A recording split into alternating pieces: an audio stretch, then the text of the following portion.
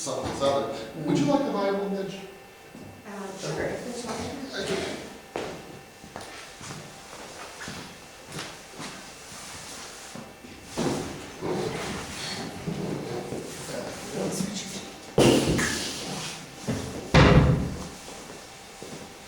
So why I became Protestant?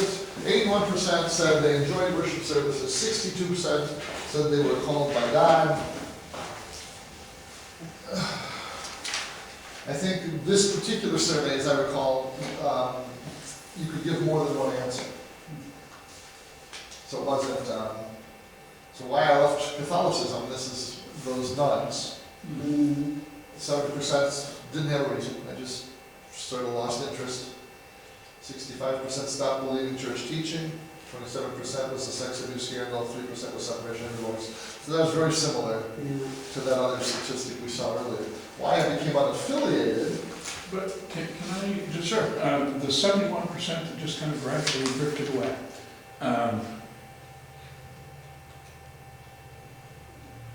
I think so many times in Protestant churches I was involved in, they were minuscule compared to Holy Apostles having X number of thousands of people. And if somebody missed a Sunday, the pastor knew it, and I mean, it was like, gosh, I need to call Richard and see if he's okay, because it's unusual for him not to be here. And I think that it makes people feel like I'm important. Maybe that's the wrong motivation, but if I'm not here, I'm missed because I'm cared about. Yeah. And I think in our parish, if somebody isn't there, I have no clue. I mean, It could be another mass. that's right. Yeah. So you just don't know. I mean, Father Dot does one. I mean, there's just no way in the world to tell. So if people miss, a mass over a weekend, or people miss 3, or people miss 14, they don't know. Well, in a community like this, you do sort of know. I mean, I don't think pastors aware as much, but people in the community know. And ideally, if everybody's evangelizing, that somebody in the community notices and calls them. That's the perfect situation. That the priest doesn't know, and the deacon doesn't know, but the guy who always sits next to him says, "Boy, I haven't seen Belinda in a couple of weeks. I hope she's okay," and she calls. That there's that going on. So it's not all incumbent on the religious professional Right. to keep up with it. Right. Yeah, and nor should it be. Nor should it be, Obviously. right. So, I mean, Mitch said to me 4 weeks ago, whatever, several weeks ago, gosh, I haven't seen Mac lately. I need to look for him and, say hi. And so, lo and behold, we were talking with Father Lynn yesterday or last night, and he died. I mean, he died like 4 weeks ago. Oh, wow. And You were at at the funeral, the funeral. we had no clue. Exactly. So they had the funeral there, and we had no clue and obviously that wouldn't happen if we were a congregation of 200. Right. Everybody would know. That's right. I hate to keep bringing up the Mormons, but the Mormons have this excellent program. They have home teachers and visiting teachers. The home teachers are the men, the visiting teachers are the women. And every family in the ward, you might not have been to church in 30 years, like my wife's mother, she was an inactive Mormon, but every month the visiting teachers came, checked in on her, how you doing, had a cup of coffee, a cup of coffee. But every family in the ward boundary got a visit by another lay person in the church just to check up on them. How are you doing? I think it'd be so wonderful if Catholics could do something. I don't know how, because our parishes are so large, but everyone got called. Almost every adult man was a home teacher, and he had 3 or 4 families he had to visit with his companion every month, and every adult woman was a visiting teacher.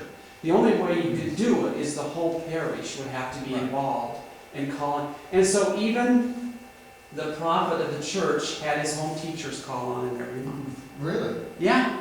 That's Yeah. impressive. Yeah, he even told the story once, when Gordon Hinckley was president. He was having a meeting with 4 other of the quorum of the 12 apostles, and his home teachers came visiting, and there's these home teachers. Just happened to come at that moment. Yeah, and there's these home teachers there with 4 of the highest men in the Mormon church, and they sat down while the home teachers gave you have a little lesson you come with.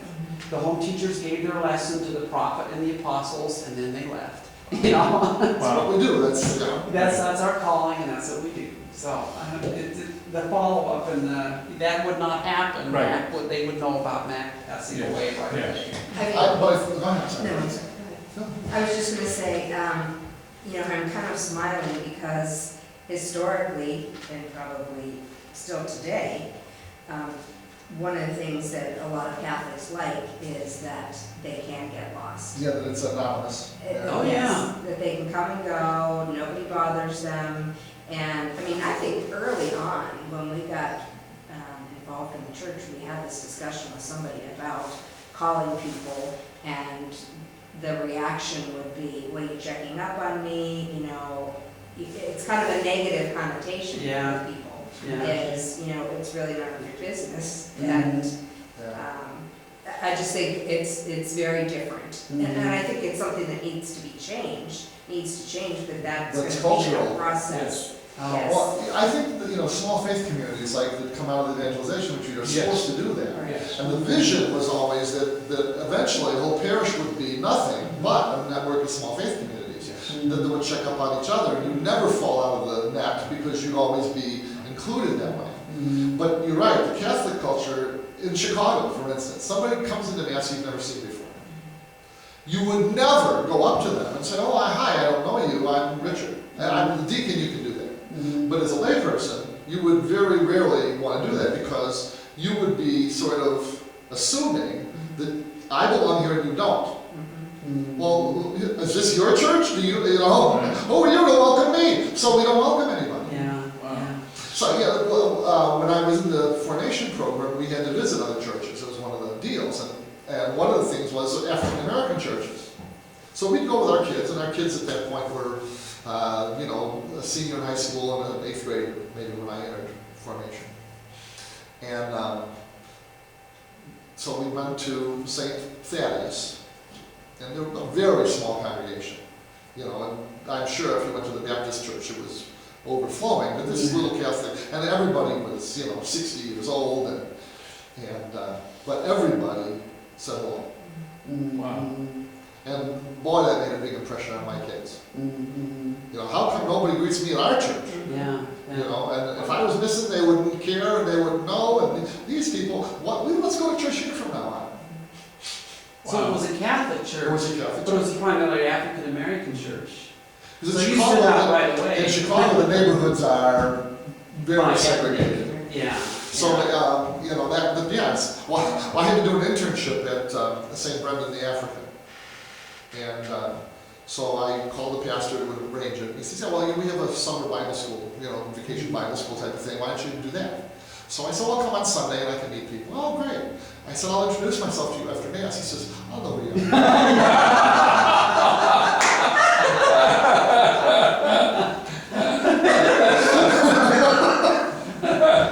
That's great. So I became unaffiliated.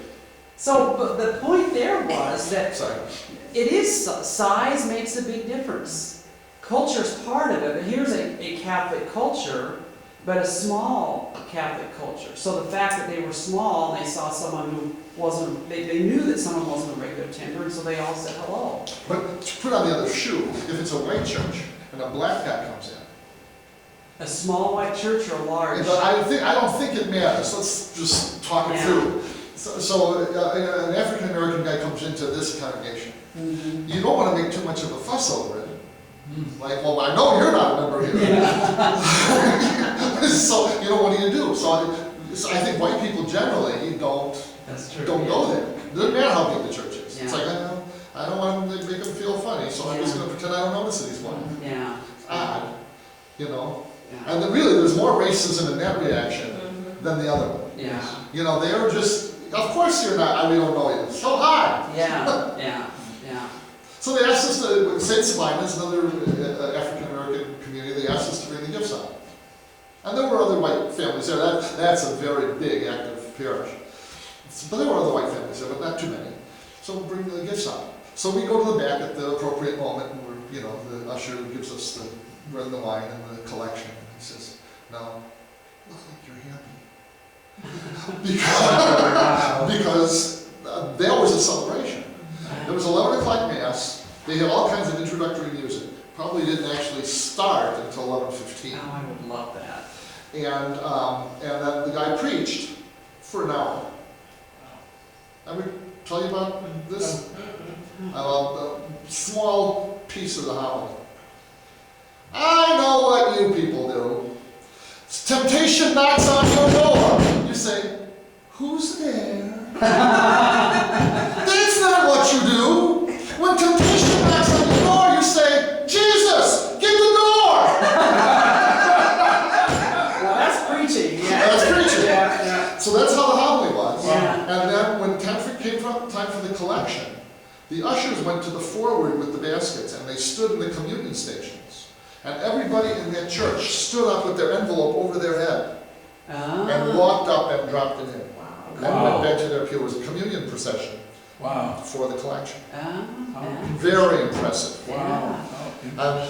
That church was probably about the same size as ours. We were taking in $8,000 to $10,000 a Sunday, $43,000 in that poor neighborhood. Wow. Wow, how interesting. Really interesting. Wow. These are the churches that should be given the workshops. Yes. Yeah. Talk about stewardship.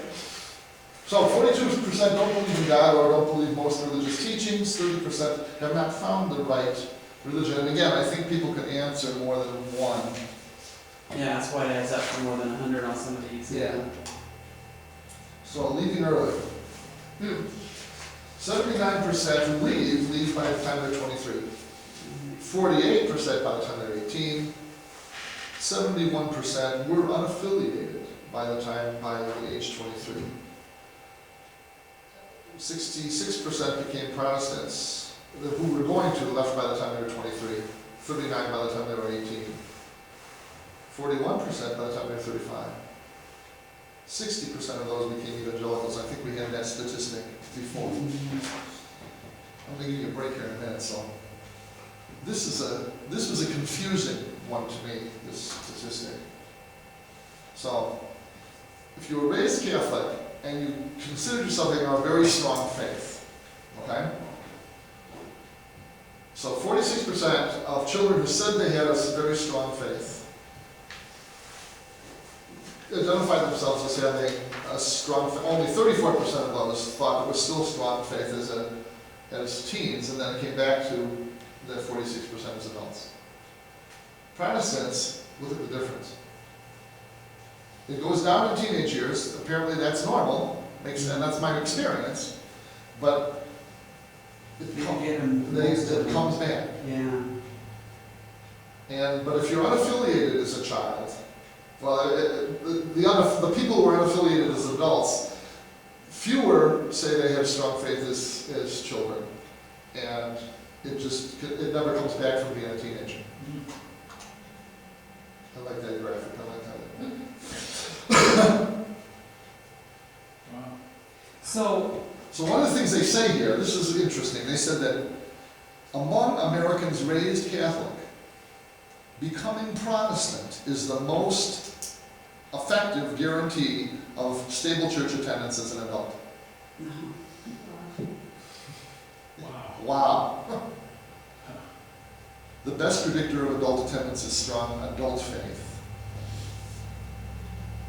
Well, this is an interesting thing, and I read it somewhere else, but when they ask adults who are firmly committed, like yourselves, what was the most significant thing in you deciding to be disinvested in the church?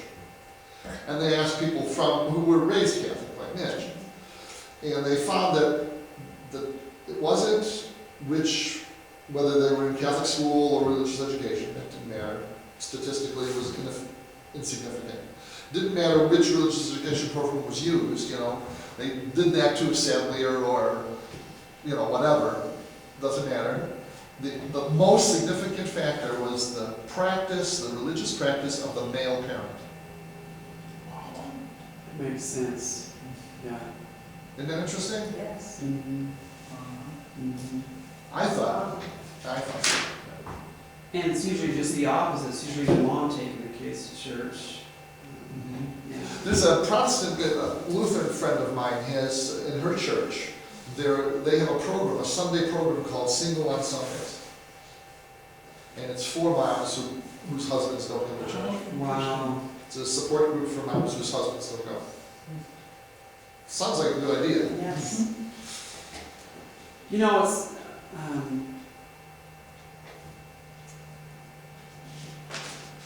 right after I became Catholic, I wasn't even Catholic a year, and it was my ex-wife and my daughter that initially expressed interest in Catholicism and got me to start attending a Mass.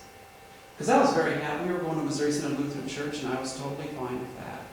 And then they came to me and said they'd been unhappy the whole 6 years we've been going to this Missouri Synod Church. And so I agreed to go to this Mass and take our CIA and everything. And then a year after we become Catholic, she just up and says, I no longer want to be Catholic and I want a divorce. Wow. This was like a year after we became Catholic. And so, I took a job in Boise with the Statesman and came here and started going to Sacred Heart. And I was down anyway. I wasn't in the best of mental or emotional health at the time. And I thought to myself, I could stop going here and nobody would notice. And at the same time I was going to Sacred Heart, I was going to the Vineyard on Sunday night. Oh, wow. Because the music and people would talk to me there, And so here I'm going to Sacred Heart in the morning and Vineyard at night. And eventually the Sacred Heart in the morning stopped and I just started going to the Vineyard. And this was, and then I started to miss the Mass, and I met Sharon at this BE. It's a beginning experience. Sure. It's for divorced people. Divorced or widowed Catholics. Yeah, And she invited me to a Cursillo. And I went to a Cursillo weekend. And then immediately going to the Vineyard at night stopped, and I started going to Mass every Sunday. And I can't remember what you said that led me to think of that story, but it was the small faith community of the Cursillo, the Ultreas, the Fourth Day groups and stuff, that kind of sealed my conversion into the Catholic Church and made it so that it never became an issue again, But, well, that's important stuff. Wow. I think there's a lot of lessons to be learned there. Yeah. I've never told that to around people at Sacred Heart because I make feel bad. I went to Sacred Heart and never felt. But it was that issue again of just having a large parish where people didn't know that you were new and people didn't know that you quit coming. Right, and how ineffective we are at supporting single people. Yeah. And especially single divorced people. Yeah. It's a pretty lonely feeling sitting there in that pew all by yourself, just having gone through a divorce and And everything tends to be family oriented. Yeah. And you see the other families around and Yeah. it doesn't help. So, for those that attend Mass on Sunday, at least in 2007, 45% of people over 65. Only 20% of those in that group, that's my group. 13% of those in that group, Wow. 10% of millennials. I had an interesting statistic, actually, from, you know who Chris Kreslins is? Oh, yeah. He's the coordinator for youth and young adult ministry for the diocese. Oh, okay, yes. He said that there's been a shift in how the world is approached in this, somewhere between the boomers and the millennials. My generation, perhaps your generation, looked for commitment as a way to get to meaning. So if I want meaning, I have to go through commitment to get there. So that explains why our generation got married first. You know? Because we will, if I do this, if I commit myself to this person, I will find meaning in that. What Chris says, it's now opposite. That people look for meaning before they'll make a commitment. And that makes a lot of sense to me. That's why church attendance is what it is. Because I'm not making a commitment to this until I make sure there's meaning there first. So We're gonna live together because I'm gonna make sure there's meaning before I commit to you. And it's in church attendance, it's marriage, it's career, it's everything. And it makes a lot of difference in terms of how you approach people, Yes. what you offer them.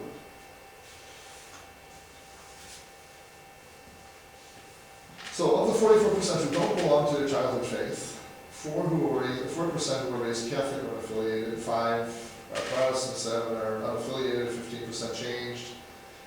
So there you go. 56% are still in the faith of their childhood, 9% changed at some point and came back.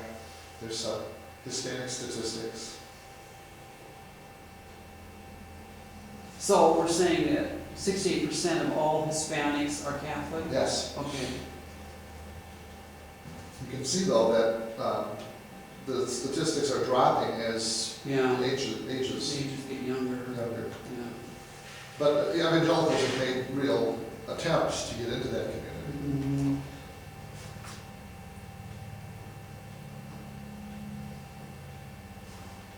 It's an interesting fact. This is where I think this was all going. Of all those surveyed, is it possible to have a personal relationship with God? 48% said yes, 42% who went to Mass said yes. Wow. Less than half who went to Mass that it's possible to have a personal relationship with God. Yeah. Men, Wow. there's the answers. There's women. There's 18 to 29-year-olds. Whoops. 30 to 49-year-olds. As you get older, Wow. more people believe. And then spreading faith a priority. This is not surprising, I don't think. Yeah.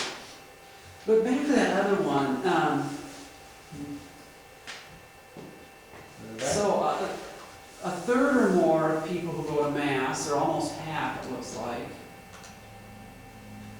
yeah, say that it's not possible or that they don't have a personal relationship with God. Yeah, that God is not personal. Okay, so it's a ritual basically. It's a Well, yeah, God exists, but maybe, you'd have to ask probably individual people what they meant by it, but that God is this, universal power, strength, but know me personally, care about me personally, yeah, maybe not. That's how I interpret it. of those who attend Mass say A that, lower percentage of people who attend Mass than the overall population. but still significant Yeah. numbers. Yeah. This book is, I got a lot of these statistics from this book, Forming Intentional Disciples. I recommend it. One of the chapters in this book is, and I love this title, God Has No Grandchildren. I've heard that. Yeah. The majority of Catholic adults are not certain a personal relationship with God is possible. The capacity to believe is conferred with the sacraments. A personal decision is still required, even though the grace of the sacrament is what makes it possible. I had a teacher in formation, Sister Wolf, her name was, and she would scream at us, God is not a concept.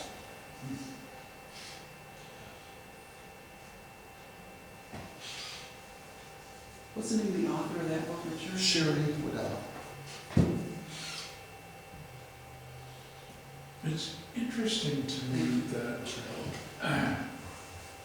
only 42% of people overall who attend Mass believe that. And Personal yet, relationship I is just possible. think That- of the Eucharist, and I think of reading and proclaiming the gospel.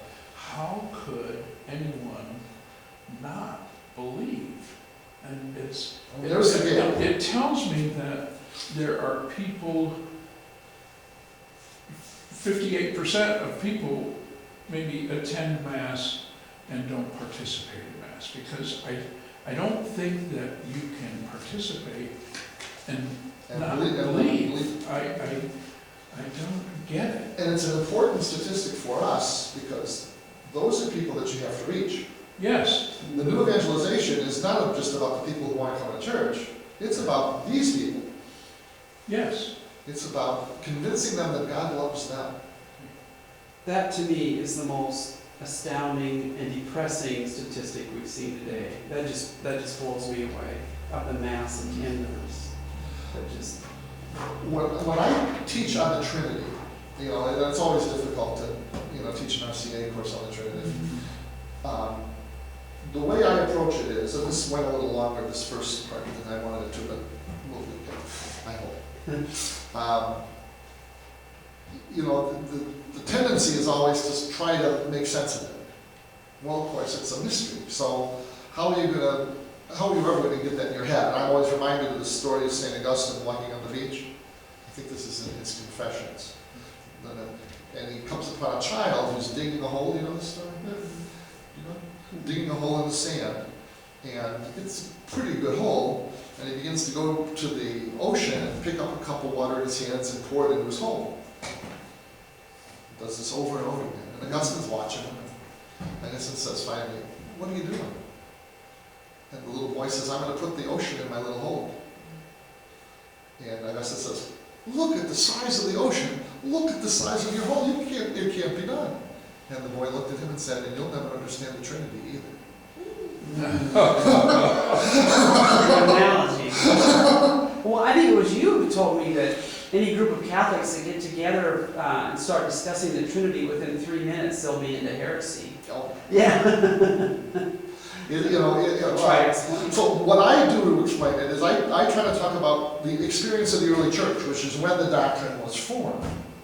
And I think this was the experience of the early church. You had Jews, or God-fearers, as they call people who weren't hereditarily Jewish, but believers in the God of Israel. Mm-hmm.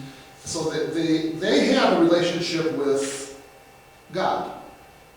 And then there was this personal encounter with Jesus. And they all, especially after the resurrection, came to the heartfelt conclusion that in the person of Jesus, they had intimate contact with that God that they'd always believed in. But now Jesus is ascended. And they begin to experience that same personal presence in their midst anyway. Even though Jesus isn't physically in their sight, there's this sense that that guy that they met in Jesus is still with them. That's the experience of the Trinity that gets translated into doctrine. The important point here is that experience always comes first. You can theologize it afterwards if you want to, if it's helpful. But the point of it is always an experience. And what happens, I think, here is that it's the wrong way around. The people, it's explained to people. God loves you, God's personal, but there's no experience to go with it, and so it just in one ear and out the other. I think that's what happens. And so the challenge is to help them get that experience Right. with God, that encounter. Right. So I think this is a good time. We can take a break. Yeah, Bobby's went through. I think I'll turn off my lamp. Don't forget to turn off your camera. Yes, thank you. Ah, Mitch remembered. You're good, Mitch. That's some things. You're good.